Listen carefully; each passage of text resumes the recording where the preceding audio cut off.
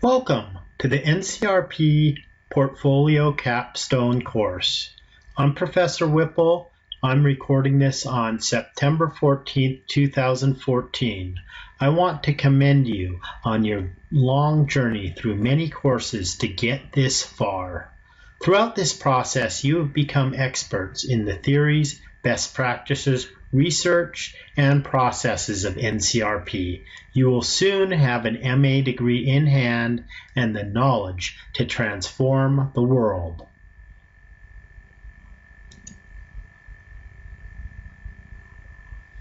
To give you a bit of history about the NCRP Capstone class, our program initially started as a master's degree in behavioral science with an emphasis in negotiation and conflict management in 1989.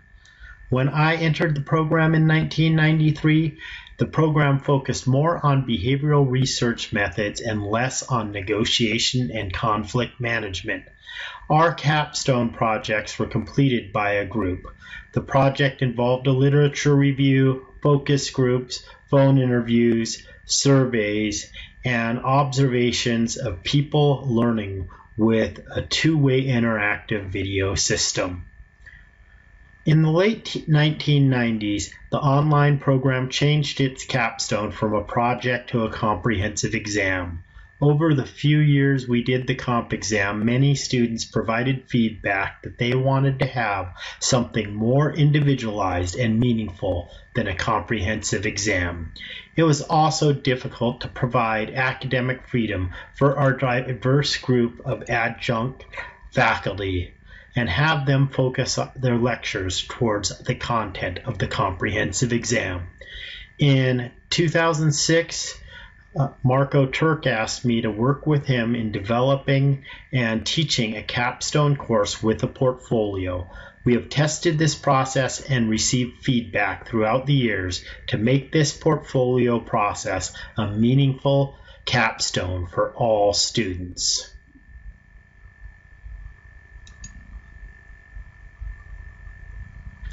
The syllabus and portfolio guide contain everything you need to create your portfolio. All of my lectures follow the instructions in the portfolio guide. Grading rubrics are provided for each chapter of the portfolio. You must meet the grading rubric criteria to receive full credit for the portfolio.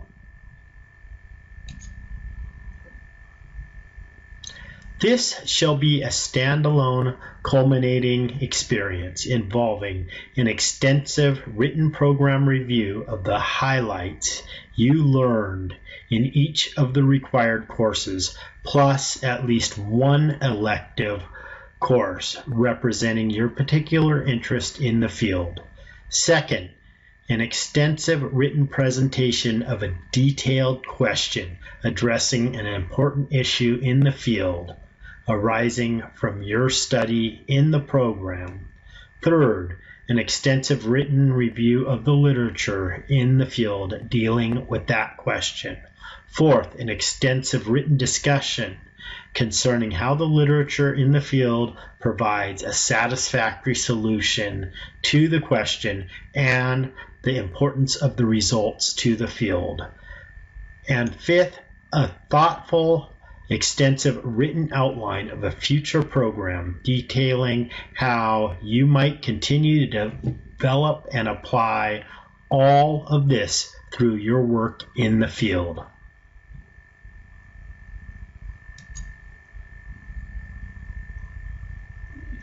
You need to have the publication manual of the American Psychological Association easily accessible.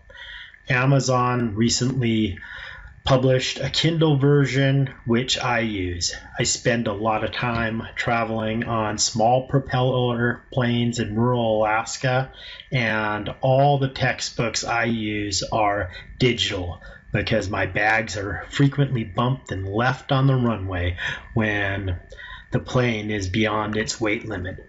The Handbook of Conflict Resolution is available digitally through eBrary on the CSU-DH Library website. I have assigned weekly readings and expect to see you cite the handbook in your literature review and satisfactory solution. I will be asking several questions from the Handbook of Conflict Resolution during your oral defense.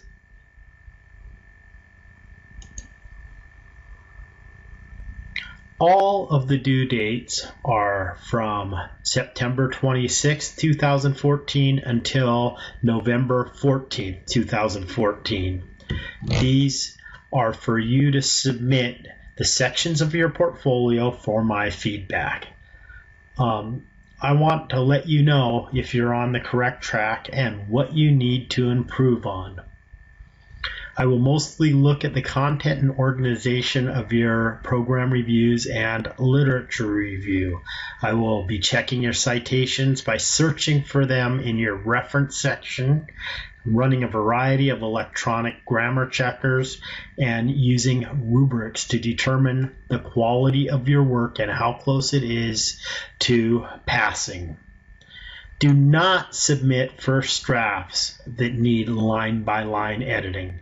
I will reject any submission that does not have sound grammar, usage, and mechanics of standard American English.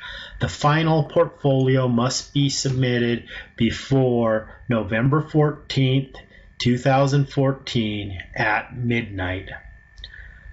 Let me know if you can't meet this final deadline. The majority of the course time will be spent actively participating in peer editing groups. I will provide only a few lectures. The instructions are in the portfolio guide. I have previously recorded the guide in lectures, and students have let me know that they would rather just read it for themselves. I have provided a portfolio guide containing rubrics for each section of the portfolio and a checklist of what I will be looking for in the final portfolio. You should compare your portfolio sections with the rubrics. The participation schedules suggest dates for groups to be reviewing portfolio sections. From my experience, students who successfully complete the portfolio write and revise every day, follow a timeline, and constantly give and receive peer feedback.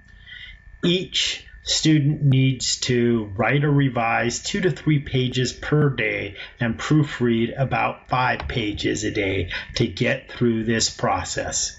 In the 15 years I have taught the course, approximately 80% have completed their capstone on time. The 20% who don't complete the process are the students who procrastinate, don't participate in the peer review process, and then submit mediocre work at the end of the term.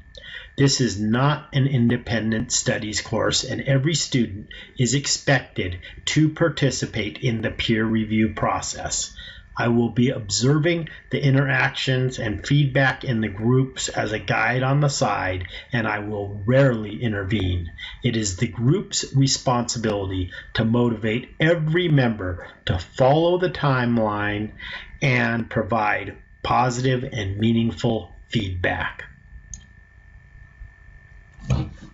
Once again, welcome to NCR 591, and I look forward to watching the evolution of your portfolio and reading your introductions on the discussion board.